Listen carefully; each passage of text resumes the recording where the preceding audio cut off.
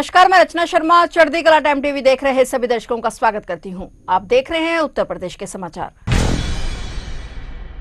राष्ट्रपति द्रौपदी मुर्मू आज गुरुवार को अयोध्या दौरे पर पहुंची। इस दौरान राष्ट्रपति द्रौपदी मुर्मू ने राम जन्मभूमि मंदिर में आयोजित कई धार्मिक कार्यक्रमों में हिस्सा लिया। राष्ट्रपति द्रौपदी मुर्मू के साथ उत्तर प्रदेश के सीएम योगी आदित्यनाथ भी साथ मौजूद रहे। इसके लेकर प्रशासन की ओर से बड़े स्तर पर तैयारियां और सुरक्षा के व्यापक इंतजाम किए गए। अपनी यात्रा के दौरान राष्ट्रपति मुर्मू ने मंदिर परिसर की दूसरी मंजिल पर श्री राम यंत्र और श्री राम नाम मंदिर की स्थापना की। इस अवसर पर एक भव्य वैदिक अनुष्ठान का आयोजन किया गया। यह अनुष्ठान दक्षिण भारत, काशी और अयोध्या के 51 वैदिक विद्वानों द्वारा पुजारी गणेश्वर शास्त्री के मार्गदर्शन में संपन्न कराया गया। कार्यक्रम के दौरान राष्ट्रपति मुर्मू ने उन करीब 400 कार्यकर्ताओं को सम्मानित भी किया जिन्होंने राम मंदिर निर्माण में महत्वपूर्ण योगदान दिया है। इसके अलावा उन्होंने मंदिर परिसर के बाहरी हिस्से पर कोटा में स्थित एक मंदिर पर ध्वजारोहण भी किया।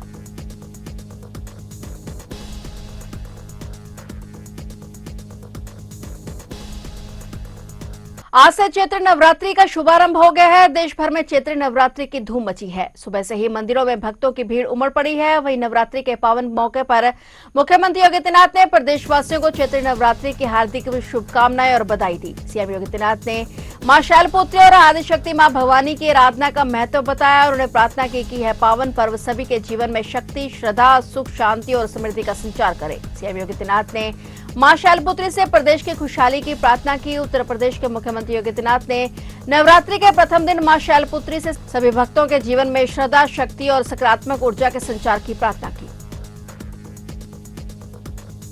यूपी में पंचायत चुनाव को लेकर चल रही दुविधा खत्म हो गई है। पंचायती राज्य मंत्री ने साफ कर दिया है कि हर हाल में जुलाई के पहले यह चुनाव हो जाएंगे। प्रदेश में त्रिस्तरीय पंचायत चुनाव को लेकर चल रही अनिश्चितता पर सरकार ने विराम लगा दिया है। पंचायती राज मंत्री ओम प्रकाश राजभर ने स्पष्ट किया है कि ग्राम पंचायत, क्षेत्र पंचायत और जिला पंचायत के चुनाव जुलाई 2026 तक हर हाल में करा लिए जाएंगे। हाईकोर्ट के आदेश का पालन किया जाएगा और इस प्रक्रिया में किसी भी प्रकार की अड़चन नहीं आने दी जाएगी। राजभर ने बताया कि ग्राम प्रधान, ब्लॉक प्रमुख, जिला पंचायत सदस्य और जिला पंचायत अध्यक्षों के कार्यकाल भले ही अलग अलग समय पर समाप्त हो रहे हों, लेकिन किसी का भी कार्यकाल जुलाई से आगे नहीं बढ़ाया जाएगा। इसी समय सीमा को ध्यान में रखते हुए चुनाव कार्यक्रम तय किया जा रहा है। राज्य निर्वाचन आयोग और प्रशासनिक मशीनरी की ओर तैयारी संबंधी निर्देश दिए गए हैं। पंचायती राज विभाग के अधिकारियों के मुताबिक आयोग की रिपोर्ट मिलते ही सीटों का आरक्षण तय कर चुनावी कार्यक्रम घोषित कर दिया जाएगा।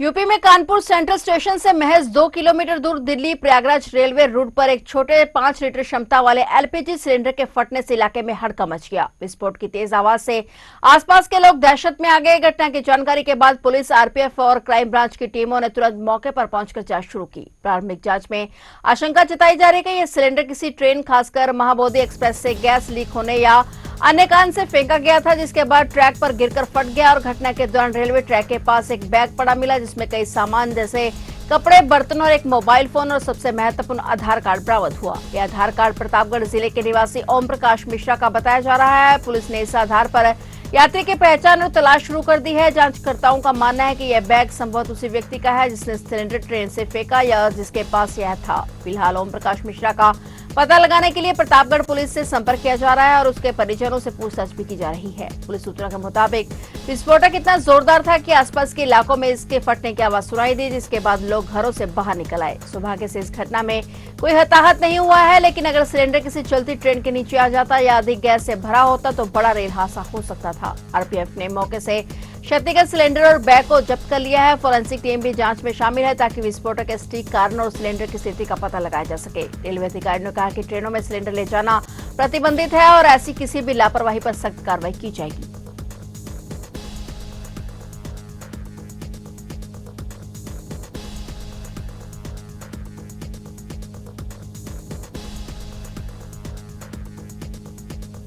उत्तर प्रदेश के मुख्यमंत्री योगी आदित्यनाथ ने कहा कि राज्य अब कानून व्यवस्था के एक नए युग में प्रवेश कर चुका है और भय, तनाव, अराजकता और दंगों को खतरा अब अतीत का बात बन चुके हैं। मुख्यमंत्री ने अपनी सरकार के 9 साल पूरे होने पर यहां लोक भवन में आयोजित कार्यक्रम में यह बात कही। उन्होंने कहा कि राज्य में सुरक्षा वातावरण में सुधार के कारण अब प्रमुख धार्मिक कार्यक्रम शांतिपूर्ण तरीके से मनाए जाते हैं। उन्होंने कहा कि पहले त्योहारों के दौरान अक्सर भय, तनाव और कर्फ्यू का सामना करना पड़ता था। आज नवरात्रि और रमजान जैसे त्योहारों को एकता और सम्मान के साथ मनाया जा रहा है। उन्होंने कहा कि अलविदा जुमे की नमाज और ईद जैसे मौकों पर भी शांति व्यवस्था कायम है। आदित्यनाथ ने नवनिर्माण के 9 वर्ष नामक पुस्तिका का विमोचन करते हुए ये टिप्पणी की। इस पुस्तक में उनकी सरकार की पिछले 9 वर्षों की उपलब्धियों को रेखांकित किया गया है। एक आधिकारिक बयान के मुताबिक मुख्यमंत्री ने कहा कि कानून व्यवस्था में यह परिवर्तन सरकार की नियत, नीतियों और निरंतर प्रयासों का परिणाम है। उन्होंने कहा कि लोग अब नए साल और नए अवसरों पर भी धार्मिक स्थलों पर स्वतंत्र रूप से जाते हैं, जो सुरक्षा और सामाजिक विश्वास की मजबूत भावना को दर्शाता है।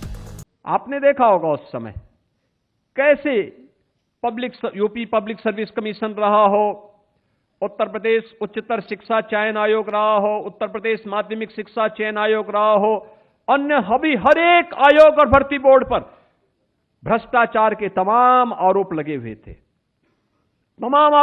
थे। कोई काम नहीं हो पाता था। लेकिन हम लोगों ने प्रदेश के अंदर पुलिस में रिफॉर्म किए, पुलिस में सुरक्षा का वातावरण दिया, पुलिस को आधुनिक बनाने का कार्य किया। एफएसएल लैब्स हो, पुलिस का स्टेट फॉरेंसिक इंस्टीट्यूट के निर्माण का हो, एसएसएफ के गठन का हो, या पीएससी की मृत पड़ी बहानियों को फिर से पुनर्जीवित करने का कार्य हो। पिछली सरकारों ने तो दंगाइयों का काल पीएससी को समाप्त कर दिया था। हमने उनकी सभी 34 कंपनियों को फिर से पुनर्जीवित करके पहली बार उत्तर प्रदेश पीएससी में 3 महिला बटालियन का गठन किया है, और तीनों बटालियन वीरांगना उदा देवी पासी के नाम पर, वीरांगना झलकारी बाई कोरी के नाम पर, वीरांगना अवंती बाई लोधी के नाम पर, ये तीनों बटालियन का गठन हमारा प्रदेश के अंदर हो गया है। और तीनों बटालियन में इन तीनों वीरांगनाओं की अश्वारोही प्रतिमाएं भी वहां पर स्थापित कराई जा रही हैं।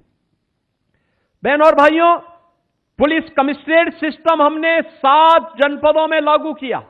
ये पुलिस रिफॉर्म का पार्ट था। आज हमारे पास फॉरेंसिक लैब्स हैं, आज हमारे पास फॉरेंसिक इंस्टीट्यूट है, आज हमारे पास स्पेशल प्रदेश के अंदर आज स्पेशल सिक्योरिटी फोर्स है, एसडीआरएफ है, और आज उत्तर प्रदेश के पास हर जिले में एक साइबर थाना भी है, और हर थाने में एक साइबर हेल्प डेस्क भी आज हम लोगों ने वर्तमान की चुनौतियों को ध्यान में रख करके प्रस्तुत किया है। नकली दवाओं की सप्लाई के बड़े मामले में दिल्ली क्राइम ब्रांच ने आगरा के कोतवाली बाजार में बंसल मेडिकल स्टोर पर छापा मारा। दुकान बंद मिलने पर नोटिस चस्पाकर आरोपियों को बयान के लिए दिल्ली बुलाया गया है। आगरा के कोतवाली के दवा बाजार में नकली दवाओं के मामले में दिल्ली क्राइम ब्रांच की टीम ने बंसल मेडिकल स्टोर पर छापा मारा। स्टोर बंद मिलने पर आसपास पूछताछ की गई और फिर दुकान पर नोटिस चस्पाकर लौट आई। इस मामले में आरोपियों को बयान देने के लिए दिल्ली आने के निर्देश दिए गए हैं। बीते वर्ष खाद्य एवं औषधि विभाग और एसटीएफ ने आगरा में करोड़ों रुपए की नकली दवाओं की सप्लाई का मामला पकड़ा था। इसके बाद पूरे देश में सिंडिकेट के खिलाफ कार्रवाई हुई थी। क्षेत्र में मेडिकल स्टोर संचालक संजय बंसल के बंसल मेडिकल की भी जांच हुई थी और बंसल मेडिकल के पांडिचेरी में संचालित मीनाक्षी फार्मा और श्री अमान फार्मा से 1.5 वर्ष में खरीदी नकली दवाओं की सप्लाई कई राज्यों तक होने की पुष्टि हुई थी। उस मामले में दिल्ली क्राइम ब्रांच भी जांच कर रही है। नोटिस में संजय बंसल के बेटे सिद्धांत बंसल समेत अन्य आरोपियों को बयान के लिए बुलाया गया है। वहीं नोटिस के बाद दवा बाजार में तरह तरह की चर्चाएं हो रही हैं।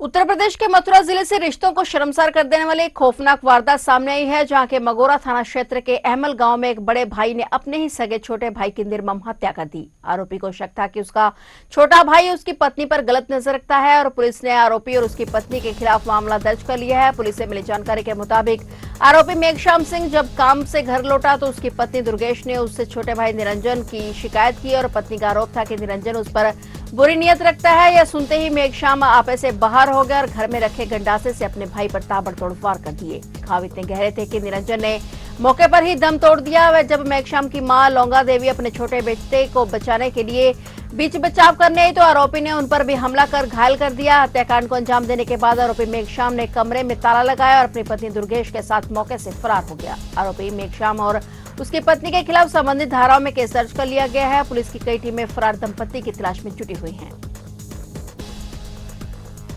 मथुरा पुलिस की लुटेरों के साथ मुठभेड़ हुई है। ये लुटेरे लोगों को गाड़ी में बिठाकर लूट लेते थे और साथ ही पेट्रोल पंप पर गाड़ी में पेट्रोल भरवाकर बिना पैसे दिए भाग जाते थे। इस मामले में एक नाबालिग को भी गिरफ्तार किया गया है। मथुरा के थाना जैन क्षेत्र में पुलिस और बदमाशों के बीच हुई मुठभेड़ में एक आरोपी घायल हो गया, जबकि एक नाबालिग आरोपी को पकड़ लिया गया है। पुलिस ने आरोपियों के कब्जे से अवैध हथियार, कारतूस, लूट की नकदी और घटना में प्रयुक्त कार बरामद की है। पूछताछ में सामने आया कि आरोपी सवारियों को गाड़ी में बैठाकर लूटपाट करते थे और पेट्रोल पंप से तेल भरवाकर बिना भुगतान किए फरार हो जाते थे। पुलिस ने इनके कब्जे से 2 तमंचे, 315 बोर, 2 जिंदा कारतूस, 2 खोखा कारतूस और लूट के 1100 रुपए बरामद किए हैं। घायल आरोपी को इलाज के लिए जिला अस्पताल में भर्ती कराया गया है। पुलिस ने आरोपियों के खिलाफ संबंधित धाराओं में मामला दर्ज कर आगे की कार्रवाई शुरू कर दी है। पुलिस का कहना है कि आरोपियों को बख्शा नहीं जाएगा। अगर इसके साथ कुछ और लोग भी शामिल हैं तो उन्हें भी पकड़ लिया जाएगा।